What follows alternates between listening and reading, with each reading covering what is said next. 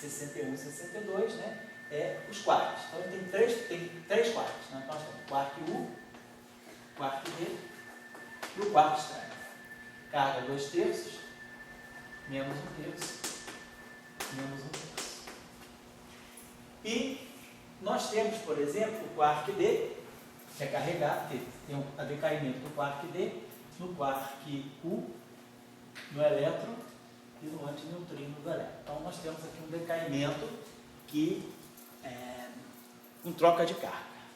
Agora, o que se observou, então, por exemplo, o quark S, a massa, então, a hierarquia de massas é essa. A massa do quark D é um pouquinho maior do que a massa do quark U. É maior aproximadamente, um pouquinho maior. Por isso que o quark D pode decair no quark U, mas o quark U não pode decair no quark D, porque tem uma diferença de massa aí. O quark U é mais leve, então ele não poderia decair no quark D, mas o quark D pode decair no quark U. E a massa do quark S é maior do que a massa do quark D, que é maior do que a massa do quark U, vamos colocar assim. Então, o quark S poderia ter caído no quark D, em princípio.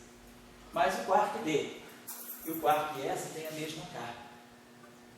E esse decaimento realmente aqui chamou atenção, para isso depois se chamou Flavor Change in Neutral Carbon, Strangeness Change in Neutral Carbon. No início, quer dizer, por que o quark S, nós não temos evidência experimental, quer dizer, na época os dados experimentais não mostravam que o quark S, que tem a mesma carga que o quark D, pudesse decair no quark D.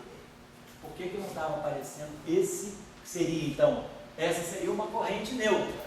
Quer dizer, o quark D decai no quark S. Então eu teria uma corrente formada quark D, quark S.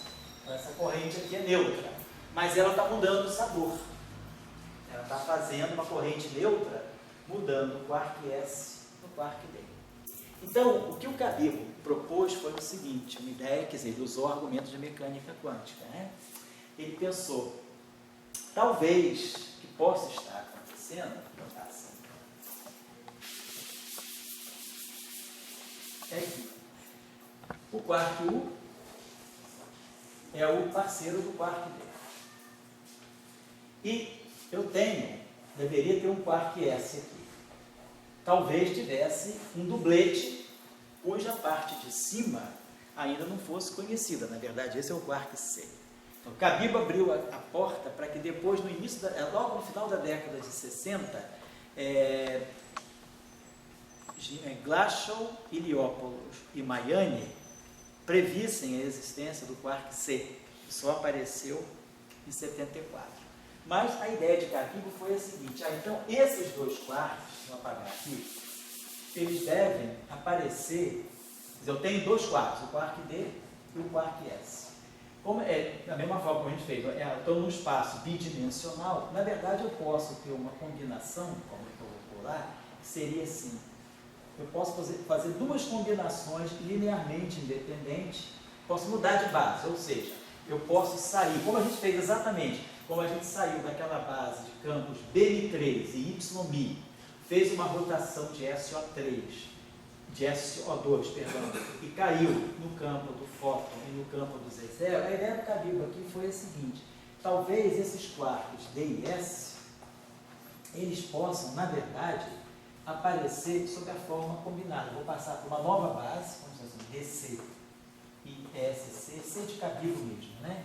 Em que ele propôs a seguinte coisa, eu tenho, na verdade, o quark, na verdade eu tenho esse quark inferior, né? Eu posso formar dois quarks inferiores, quer dizer, o DC seria, vamos dizer assim, o cosseno do ângulo de Cabibbo vezes o quark D, mais cosseno do ângulo de Cabibbo vezes o quark S. E poderia formar uma outra combinação entre esses dois quarks aqui, duas combinações ortogonais, então, menos seno do θ de Cabibbo, mais cosseno θ de Cabibbo S. Então eu formei, com esses dois quarks, eu posso formar duas famílias assim, deixa eu apagar isso aqui. Oi? Água e cerveja, estou misturando água com cerveja, com a devida dose. Mais água ou mais cerveja, vai depender do valor desse cosseno. Eu já tive num Leverage com o Cabíbulo, sabe?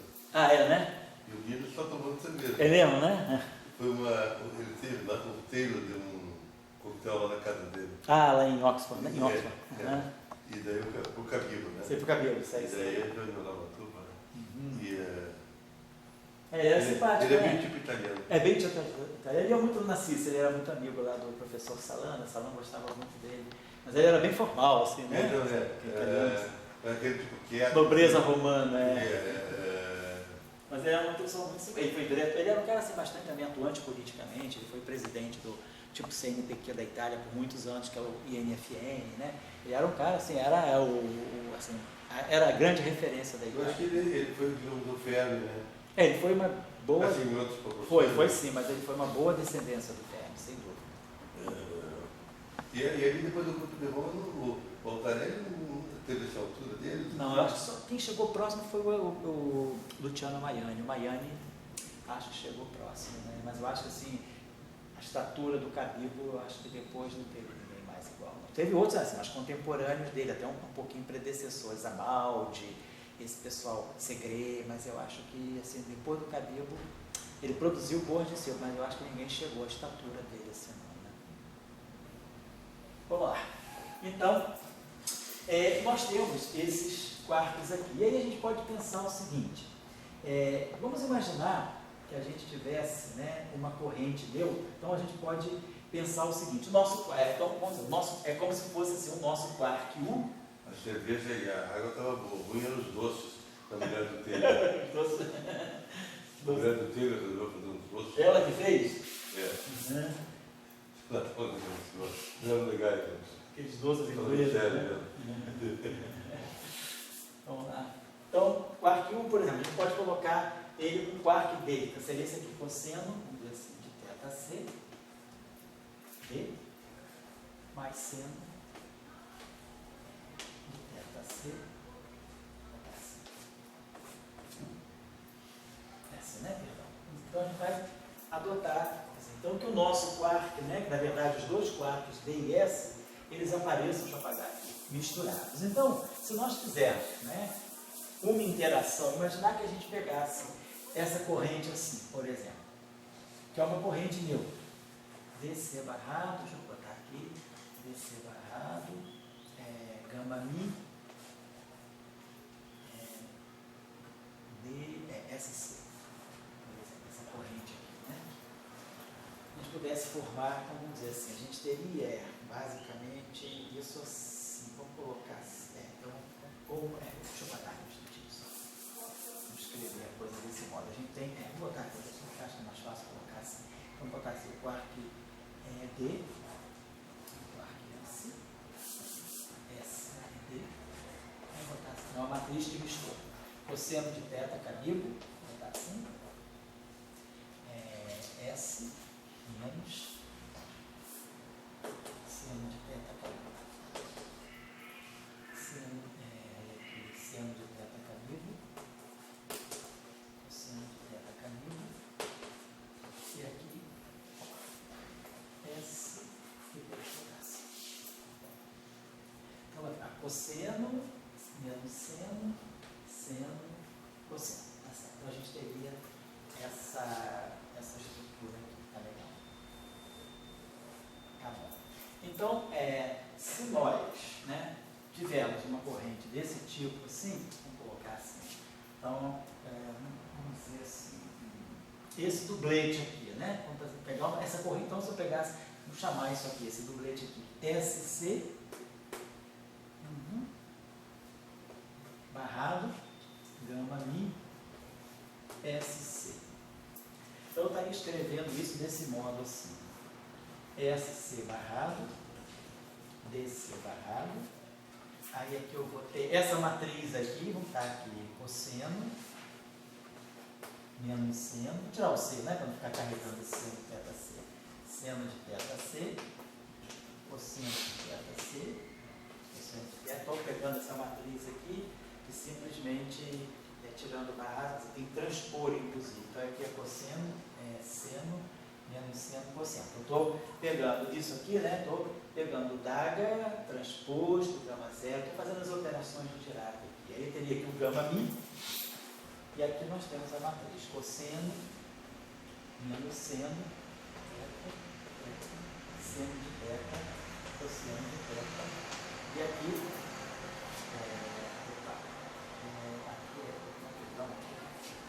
S, e aqui SD. Então tá, vai fazer esse produto aqui, vai ficar cosseno ao quadrado.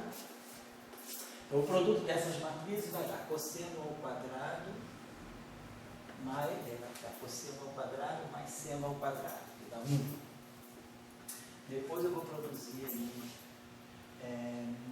esse aqui você vai ficar menos seno cosseno mais seno. Então, peraí, eu estou pegando essa matriz aqui, peraí, eu vou pegar um instantinho só. Peraí, deixa eu ver aqui, eu vou botar S barrado, C barrado, não, aqui eu não tenho que transpor, perdão, isso não, acho que é isso não. Porque o que eu estou fazendo, que operação que eu estou fazendo aqui? Eu estou pegando, na verdade, isso aqui, né? Quer dizer, estou pegando esse produto, estou escrevendo esse cara aqui, quer dizer, barrado gama mi vezes ele mesmo, né? Então, eu estou fazendo essa operação de Dagger gama zero, né, no espaço espinorial. Então, deixa eu colocar, talvez a gente pudesse jogar isso aqui melhor assim. Posso escrever assim, SC barrado, deixa eu escrever assim, SC barrado, gama mi SC, mais DC barrado, gama mi DC, tá certo? E aí eu escrevo esse SC aqui, em função dessa matriz aqui. Então, isso aqui vai produzir para nós aqui, deixa eu colocar esse SC barrado aqui, ele vai produzir para nós cosseno de θ, então SC barrado é cosseno de θ, S barrado, vou botar assim, esse é o SC barrado, cosseno de θ, menos seno de θ, D barrado. Então, isso aqui é isso aqui, ó, SC barrado, cosseno menos seno. E aí, gama mi, e esse carinha aqui, cosseno θ, S, menos seno de θ, D. Então, por exemplo, então isso aqui vai dar para nós a corrente. Vai ficar um cosseno ao quadrado de θ, S barrado S. E vamos produzir aqui o S barrado com D, o D barrado com S, vai sair com seno cosseno. Menos seno cosseno, D barrado S. E aí eu a soma do conjugado complexo, que eu não estou colocando, e vai dar um seno ao quadrado de θ, D barrado D. Então, a corrente neutra que troca a estranheza, que muda o flavor, é essa aqui. E ela aparece multiplicada por esse seno cosseno. Então, quer dizer, a ideia de Cabibo é o seguinte, esse número aqui deve ser bem menor do que esses aqui, porque esse D barrado D, S barrado S, é uma corrente neutra que não troca a estranheza, não muda o flavor, esse aqui não muda o flavor, mas então aparece esse fator seno cosseno, aqui, aparece esse fator seno cosseno, que está fazendo o que está fazendo mix, né? Que está fazendo o mixing do D com S, que está aqui fazendo então a troca de sabor. Então isso aqui que é o flavor changing. E é uma corrente neutra. Então, é uma corrente neutra que muda o sabor, mas que deve ser suprimida. Então esse ângulo aqui deve ser um ângulo muito pequeno. Esse valor aqui deve ser um valor muito pequeno. Então essa é a ideia do Cabibo, que para poder produzir uma corrente neutra, né, no setor hadrônico, que fosse supressa, né, na troca de sabor, deveria aparecer uma combinação desse ângulo, o ângulo de mixing, né, deveria ser muito pequeno. E, na verdade, os experimentos da época indicaram que esse ângulo de mixing, esse ângulo de Cabibo, acho que ele era na faixa de 0,26, radianos, é claro. Né? Deixa eu pegar a referência do paper dele para vocês. A referência do paper do Cabibo, então esse é o paper do Cabibo de 63.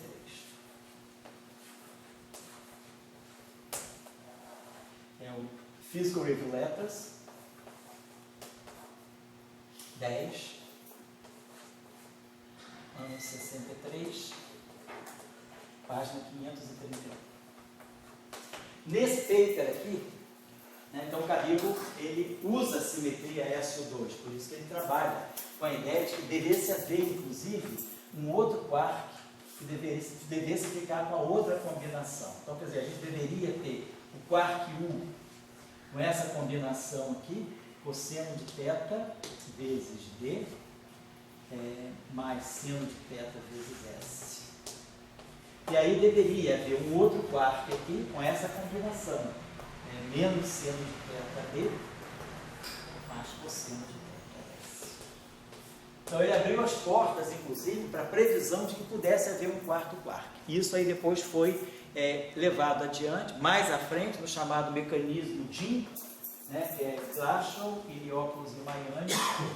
Próxima aula a gente vai falar um pouquinho mais sobre isso, que é um derivante dessa ideia de Cabibbo. Então, Cabibbo introduziu uma primeira ideia aí, que é os quarks inferiores, eles devem estar misturados para poder, quer dizer, a gente tem aqui, isso aqui é o ângulo irradiano, agora estou pegando o seno desse ângulo e o cosseno desse ângulo, e a gente mostra que o seno vezes o cosseno é menor do que o seno ao quadrado e o cosseno ao quadrado. Então, isso aqui dava uma, quer dizer, a corrente, a supressão que eu digo é que isso aqui não é zero, mas é bem menor do que as outras componentes, a corrente DD e a corrente SS. Então a corrente DS, que é a que muda o flavor, ela é supressa por esse ângulo aqui, por esse produto aqui de seno e cosseno do chamado ângulo de Cabibbo, que depois evoluiu. Hoje a gente fala na matriz de Cabibbo, Kobayashi, Mascal, que aí a gente introduziu, que é o que a gente vai fazer agora rapidinho, para introduzir para a próxima aula as outras famílias. E aí vamos introduzir uma matriz mais ampla. Como eu dei 3 famílias de quarks, eu vou gerar então, não uma transformação SO2, mas uma transformação ligada ao 3. Então, o fenômeno... Uma pergunta meio confusa, assim. Essas coisas quando ele viu o ângulo de Cabibbo, etc. Não é muito perigoso, todas as coisas que a gente trabalha com quarks, assim... Não, mas eles não mediram em quark, eles mediram, as correntes que eles mediram nos decaimentos dos cálculos, dos mesons mesmo. Então, esses mesons eram escritos em função de quarks, então eles refaziam o problema do decaimento do quark, dos cálculos, dos mesons, né, em função dos quarks. E aí o ângulo de Cabibbo entrava, foi fitado pelos dados experimentais com mesons, não com quark. Porque nessa época, na verdade, nem quark se tinha. A evidência de quarks só veio em 68. Quer dizer, os caras aqui estavam trabalhando com os quarks como se eles existissem, né, pelo estudo teórico de Gell-Mann. Mas os quarks só foram indiretamente detectados em 68. E aí isso abriu a porta, já que os quarks existem. Então, Glashow, Iliopoulos e Maiani retomaram a ideia de Cabibbo e viram, realmente deve estar faltando um quark C, um quark aqui que eles chamaram de Sharp. Foi em 70 isso, só o quark Charboso só apareceu em 74. Eu não estou chegando à necessidade desse porquê ser Desse... os de baixo se misturam. Oi? Não estou chegando à necessidade do quark ser porque os de baixo se misturam. Não está. Pelo seguinte, já se sabia que a simetria é um SO2. Então, se você tem uma mistura de quarks D com S, que faz um dublete com o U, a outra combinação deveria estar fazendo dublete com alguém. Já que você espera ter uma simetria SO2 na interação fraca. Então o raciocínio é esse, você acredita que realmente a interação fraca tem a simetria SO2. Nada disso ainda era provado. Você estava construindo um modelo, chegando a um modelo. Então você já sabia que deveria ter uma estrutura SO2-1. Isso aqui já estava claro desde os estudos de Salan e Glashow, no final da década, no início da década de 60, já se tinha claro que a ideia que o modelo era SO2-1. Quando o Cabibbo toma essa questão, então ele fala, já que o quark U vai formar um dublete com essa combinação de quarks D e S, a outra combinação, que é a combinação ortogonal, ela não deve ficar solta. Isso pode estar me indicando que talvez o fato de existir essa combinação, que é ortogonal a essa, e se eu acredito que realmente tem uma simetria SO2, deveria aparecer então um novo quark para formar um dublete. Era essa que era a ideia. Tá? Raciocínio era simples e genérico dessa forma. Muito bem. Então, a ideia, quer dizer, tudo veio de Cabíbulo, foi que provavelmente, o legado, né, o legado de Cabíbulo, né, foi o mix dos quartos, né, do Carta e Anticristo.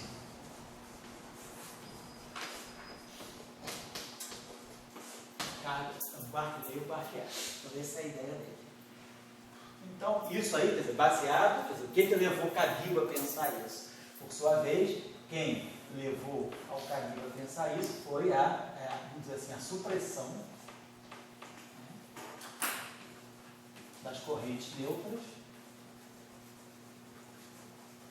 ou da corrente neutra, com... Interessante, a pessoa está na frente, né? Pois é. E eles acreditam no quarto, né? Exatamente. Ninguém acreditava direito, né? Exato, ninguém acreditava direito. Não, e ele acreditou também na própria simetria, que ainda era uma questão muito vaga, né? Será que tem realmente uma simetria? Né? Então ele acreditou que tivesse essa simetria, S2, e acreditou que tivesse quarto, né? Quer dizer, isso tudo num momento muito preliminar ainda. Então, quer dizer, a supressão da corrente neutra com mudança de estranheza levou Cabíbulo a introduzir o ângulo de mix. Quer dizer, Cabíbulo então introduz o ângulo de mix. Quer dizer, então, isso me leva ao mix das cartas menos 1. Então, agora nós estamos já sabendo. Então, vamos trazer, então, como... Então, a nossa questão agora é como introduzir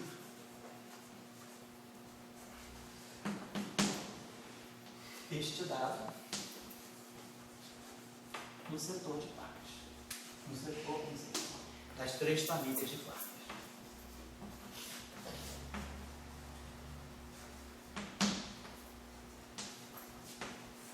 E aqui também tem uma outra dado muito interessante, que quando se chega na década de 70, com a teoria eletrofrágil já estabelecida, nós só tínhamos 2 famílias de quartos, que era justamente a família do quark U, com aquela combinação DC, e a hipótese do quark C, com a combinação do quark SC. Né? Então, aqui eu teria o quark DC e aqui o quark SC.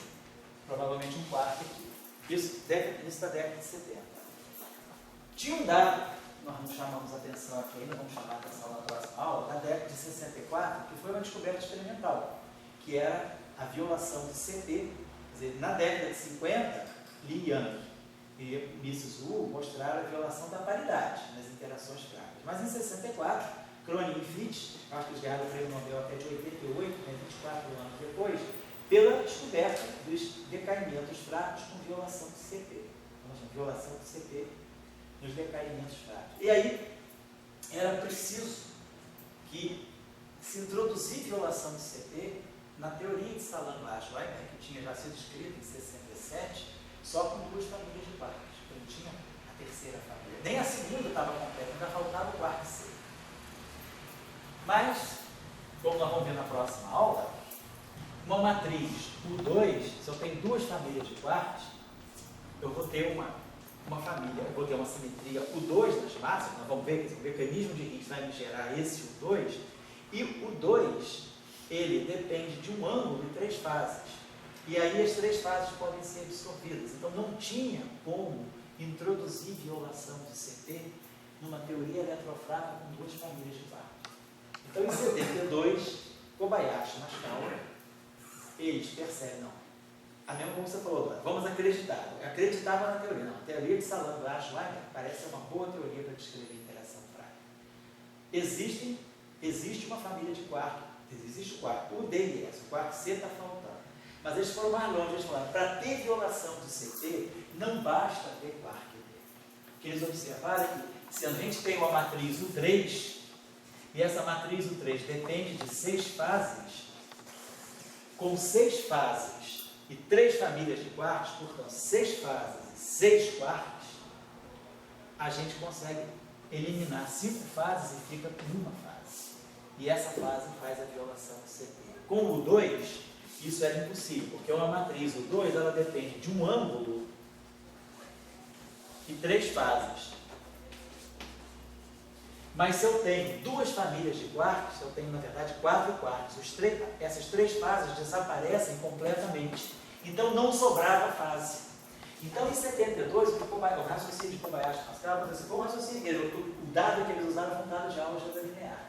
Qual é a estrutura de uma matriz S, o 3, ou qual é a estrutura de uma matriz do 2? Eles falam, se tem violação de CP nas correntes fortes, hadrônicas, que é o que a gente mostrou no início da aula, a corrente forte hadrônica, carregada, para ter violação de CP tem que ter uma constante de acoplamento complexa, tem que ter uma fase do setor de acoplamento. E isso nunca vai ser possível com 2 famílias de quartos. Então, eles pensaram, então deve ter a terceira família de quartos, e aí eu consigo reproduzir o resultado experimental de 64, que é a violação de CP. Então, a gente vê o trabalho interessante de construir uma teoria. Eles ganharam até o Prêmio Nobel de 2008 por isso. Quer dizer, o Prêmio Nobel de Kobayashi-Pascal, junto com o Nambu, em 2008, foi pelo trabalho deles de 72, que eles previram a terceira família de quartos pela violação do CP. Quer dizer, tudo muito, assim, muitos indícios, né? Mas aí, pela simetria, quer dizer, com a argumentação forte da simetria. A simetria é S2. Então eu preciso de um terceiro dublete na teoria. Não tem, mas eu vou colocar, porque eu acredito que a teoria esteja indo bem, a teoria tem chance de escrever bem, até agora está indo bem. Eu vou botar a terceira família de quartos, e aí vai me sobrar uma fase, e é essa fase que eu vou usar para justificar a violação do CP. Então o trabalho de Kobayashi-Pascal foi nessa direção. Então, eu já não estou fazendo o trabalho histórico aqui, não estou fazendo o trabalho histórico aqui. Então, nós vamos entender isso depois, mas eu estou já então dizendo que o que o Cabibbo trouxe para a gente é que os quartos de carga menos um terço, os quartos inferiores, devem se misturar. Glashow, Iliopoulos e Mayani, em 70, trouxeram para nós a previsão do terceiro, do quarto, do segundo dublete, do quarto C. Então, eles previram a existência do quarto C. Claro, o quarto C apareceu em 74. Mas aí Kobayashi-Pascal falaram, não, para ter violação de CP não basta ter quarto C, tem que ter um outro dublete. E aí as coisas foram aparecendo aos poucos, mas aí eles introduziram, então, 3 famílias de quartos. Então isso nós vamos fazer agora, vamos introduzir 3 famílias de quartos, aquele A nosso que vai de 1 a 3, quer dizer, o processo histórico começou com o U e o DS. E aí Cabibbo juntou o D e o S dessa forma. Com essa junção aqui do Cabibbo e a simetria S e o 2, Glashow, Iliopoulos e Mayani pensaram no quarto C em 70. Daí, Kobayashi-Pascal pensaram na terceira geração em 72. Então, nós estamos agora em 72, estamos introduzindo as 3 famílias de quartos com essa estrutura que agora pode falar. Eu acho que o Luiz Felipe tinha querido falar alguma coisa? Eu só queria saber se, nesse período, teve alguma outra tentativa para explicar a violação do CP sem ser colocando mais uma família de quartos? Não. Nada. Não tinha nada pelo seguinte, até então, primeiro, por quê? Tem uma razão histórica para isso também. Nessa época, a comunidade, o forte da comunidade de física de partículas estava muito envolvido com as interações fortes. E com a teoria da matriz S para as interações fortes, porque houve uma crença generalizada de 63, que dominou até praticamente 69, de que as teorias quânticas de campo haviam morrido, já tinham dado o que tinham que dar. Escreveram a QED está muito bom, não escreveriam nunca a QCD, a interação forte. Então o pessoal largou a teoria de campos e foi a grande parte da comunidade foi para a teoria da matriz S. Daí, alguns puristas da teoria de campos ficaram, Salam, Glashow, Weinberg, essas pessoas que trabalham, Schwinger, não abandonaram a teoria quântica de campos, né? Então, houve pouco esforço nessa direção. E também, a teoria de Salam, Glashow, Weinberg, quando ela foi completada em pedaços. Na verdade, foi o trabalho do Glashow de 63, o trabalho do Salam do Ord de 63, um outro de 64, o trabalho de Weinberg de 67, o trabalho de Salam de 67. Tudo isso se juntou para formar a teoria eletrofraca. Então, a teoria eletrofraca, ela foi formada mas assim, ela ficou meio obscurecida, não estava muito clara que você tem um lagrangiano, um modelo. Então, ninguém se preocupou, nem o Salan, nem o Weinberg se preocuparam de introduzir a violação do CP na própria teoria que eles estavam criando. Por quê? Porque eles se fixaram muito no setor de leptons. O setor de quarks ainda era muito novo, até porque não tinha nenhuma medição indireta. Só em 68 foi feita essa medição. Então, tem uma razão histórica para não ter tido nenhuma movimentação na teoria eletrofraca para a incorporação da violação do CP. O problema ficou em aberto, e aí que está a questão de uma escola. Quer dizer, Kobayashi e Nashikawa eram de uma escola de física no Japão, a escola do Nambu, que era, por sua vez, a escola do Yukawa. Então é aquela questão, a escola ela é importante por isso, né? A escola ela forma as pessoas mantendo uma linha. Aquela escola tem uma característica. A característica ali era compreender as interações fortes, era compreender desde o Yukawa, era compreender os hadrons, os baryons, os mesos e os quarks. Quando os quarks apareceram, a escola de Nambu, quer dizer, o Yukawa já tinha morrido, mas tinha ficado lá o Nambu, que era a pessoa que estava formando essas pessoas. Essa escola estava militando nessa área, por isso que foram eles que pegaram. Então, eu acho que tem uma a gente entender assim, a importância, né, dessas escolas de pensamento, assim, que tem uma tradição. A tradição, ela acaba dando certo, né? Então, e é por isso que às vezes o prêmio Nobel gera prêmio Nobel, né? Dificilmente um prêmio Nobel é geração espontânea. O prêmio Nobel sempre você vai ver, ele tem um pai ou um avô acadêmico, né, que é prêmio Nobel, porque existe uma escola. A questão não é ser prêmio Nobel, a questão é ter uma escola.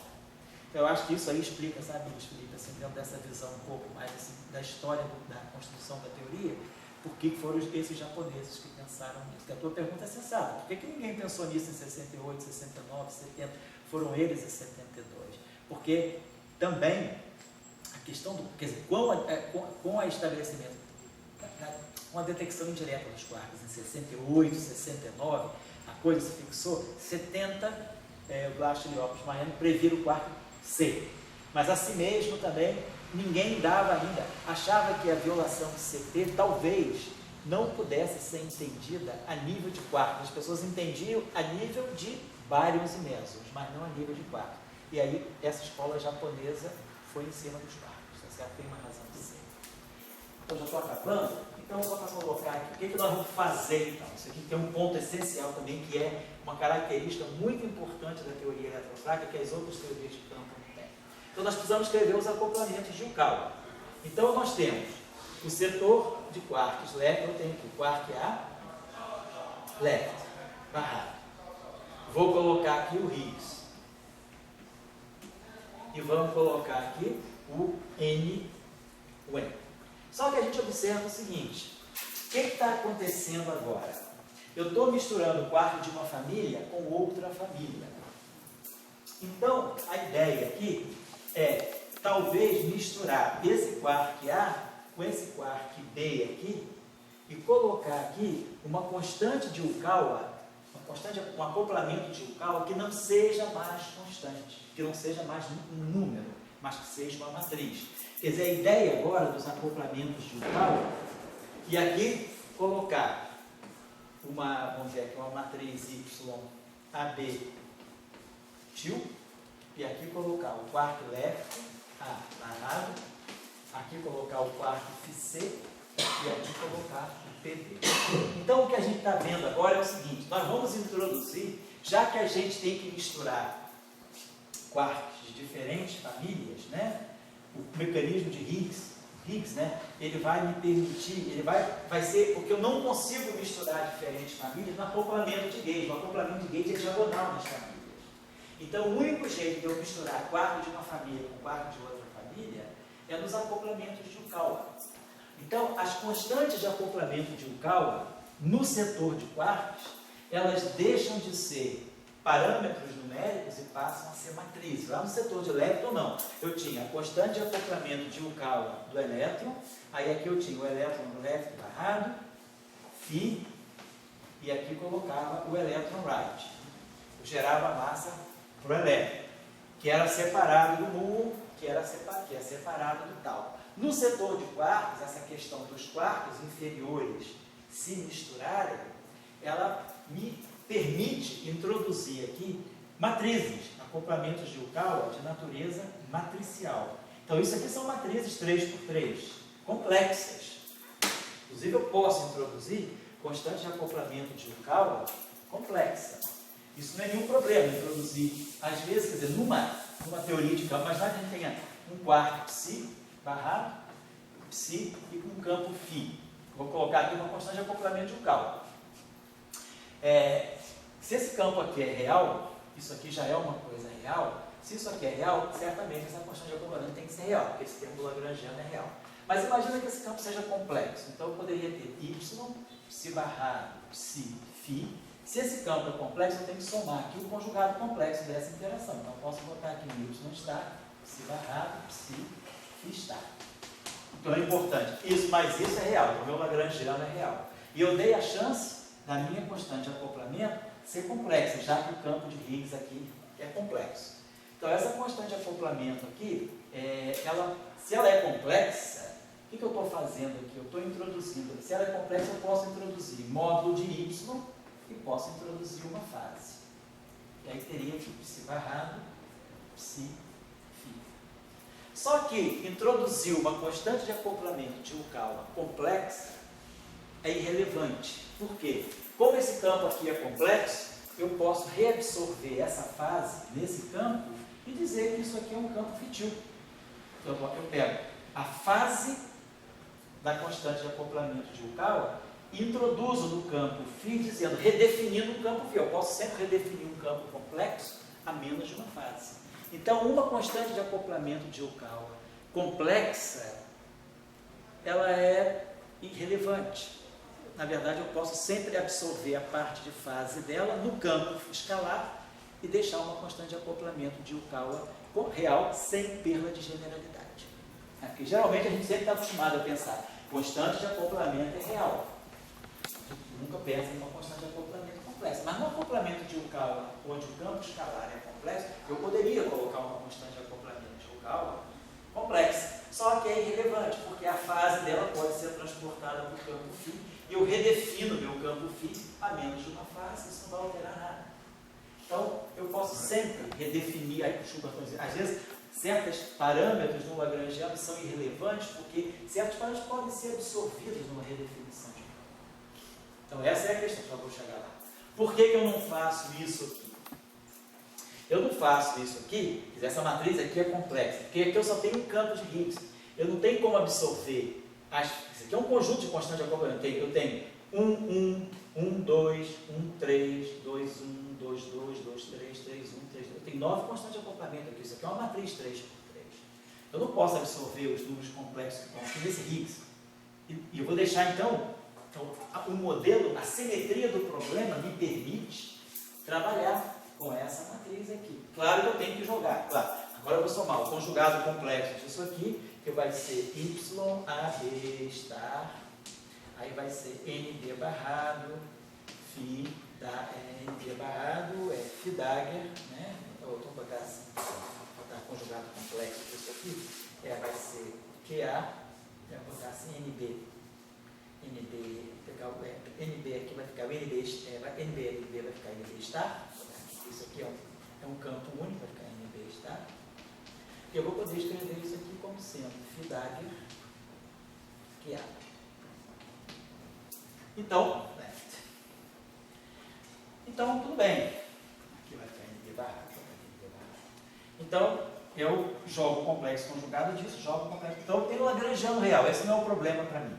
A questão, então, é que o fato de nós misturarmos famílias me permite introduzir uma matriz complexa de constantes de acoplamento de Yukawa. E é isso aí que foi fundamental para o Kobayashi Maskawa, através dessa matriz. Essa matriz aqui é uma matriz 3x3 complexa. Mas aqui não tem massa ainda. Quando nós usarmos o mecanismo de Higgs, eu só vou adiantar aqui o que vai acontecer para ter uma ideia global. Se eu abrir isso aqui, substituindo o campo de Higgs, eu vou ter isso aqui, vai ser Q, L, left, A, barrado. Então isso aqui vai ser o meu quarto superior, que é o PA left barrado, e o meu quarto de carga menos 1/3, que é o MA left barrado. Vou ter aqui o duplete de Higgs, 0 V mais H. E eu vou ter aqui o NB. E aqui a nossa constante de acoplamento, YAB. Então, o único termo de massa que vai aparecer vai ser isso aqui, ó, YAB, que é essa matriz, vezes V, vezes NLA barrado, isso aqui é a raiz, NB right. Então, isso aqui é um típico termo de massa. Só que aqui o que eu estou formando, então, é uma matriz. Eu tenho os termos de massa não mais diagonais, mas numa matriz. Então, a matriz de massa dos quarks, eu vou ter uma matriz de massa para os quarks, que vai ser o valor esperado no vácuo de Higgs, que é uma constante para todo mundo, e a matriz de constante de acoplamento de um campo. Então, esse é o problema. Se eu tenho uma matriz de massa, as partículas físicas, elas não podem ter massas indefinidas. Eu não posso ter uma probabilidade de encontrar uma partícula com uma massa ou com outra. Massa é uma regra de superseleção da natureza. Toda partícula tem que ter uma massa bem definida. Então, para eu definir os quarks físicos, eu vou precisar diagonalizar a matriz de massa e dizer, os quarks físicos são aqueles que correspondem aos autovalores. Um é uma matriz 3×3, é uma matriz 3×3, que vai ter... que vai poder ser diagonalizado, então vamos diagonalizar e vamos tirar os 3 autovalores que vão corresponder às 3 massas. Então, o problema todo está aí. É que eu preciso, quer dizer, a simetria do problema me permite e me pede que eu introduza uma matriz de constantes de acoplamento de Juncal. Essa matriz aqui vai ser decisiva para me dar as massas dos quarks. E aí, o que nós vamos ter que fazer, né, é estudar essa matriz. Né? A gente vai ver, então, que essa matriz aqui, que depois, quando a gente fizer as diagonalizações, aqui, aí tem todo um problema de álgebra linear, não sei se vocês já ouviram falar em transformações biunitárias, né? São transformações que toda matriz, né? O teorema da álgebra linear é esse, toda matriz complexa consegue ser colocada sob a forma de, não precisa ser hermitiana, não, toda matriz complexa consegue ser colocada na forma diagonal real por meio de uma transformação biunitária. O que é uma transformação biunitária? Seria uma transformação unitária dos dois lados. Tem uma matriz complexa qualquer, vai existir uma matriz unitária U e vai existir uma matriz unitária V, que vão me diagonalizar essa matriz complexa só com uma diagonal real. Então, esse é um teorema importante da álgebra linear. A gente vai falar sobre ele rapidinho, é fácil de deduzir isso, usando o fato de que toda matriz complexa pode ser escrita como uma matriz hermitiana vezes uma matriz unitária. Exatamente, como qualquer número complexo pode ser escrito como sendo um número real e uma fase. No mundo das matrizes, o análogo do real é a matriz hermitiana. O análogo da fase é a matriz unitária. Então, toda matriz complexa pode ser escrita dessa forma que a gente chama de forma polar. Esse H aqui está ligado ao módulo da matriz e esse U aqui a fase. Quer dizer, é a fase do número complexo, fica numa matriz unitária. E o módulo, que é real, fica numa matriz hermitiana. Então, usando essa decomposição aqui, a gente chega imediatamente a isso, e isso que vai fazer a diagonalização dessa matriz aí. E aí a gente vai misturar os quarks. Então, está tudo aqui. Na próxima aula, então, nós vamos trabalhar o setor de constantes de Yukawa complexas. Vamos diagonalizar essa matriz pela transformação biunitária. E aí vamos ver que os quarks inferiores se misturam. E aí a gente vai voltar na corrente carregada. Quando esses quarks inferiores se misturam, aquela corrente que era P, A, left barrado, gama mi, Na, W, mi mais, eu vou ter que escrever esses N's aqui em função das matrizes que diagonalizam isso. Então, eu vou gerar aqui eu vou trazer os parâmetros daqui para cá. Então, a fase que me sair daqui, ela vai chegar nesse acoplamento. E aí ela vai fazer a violação de CP. Acho que é importante vocês entenderem o global.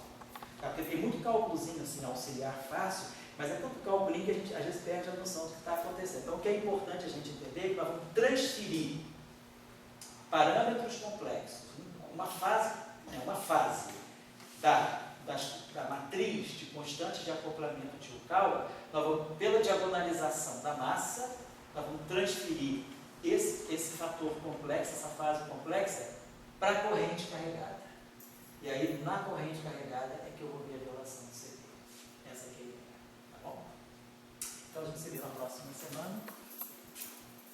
E, bom, Próxima semana provavelmente vou marcar 2 aulinhas, que eu já queria ver se a gente adiantava um pouquinho para terminar até o dia 17 de dezembro. Segunda que vem? Tem.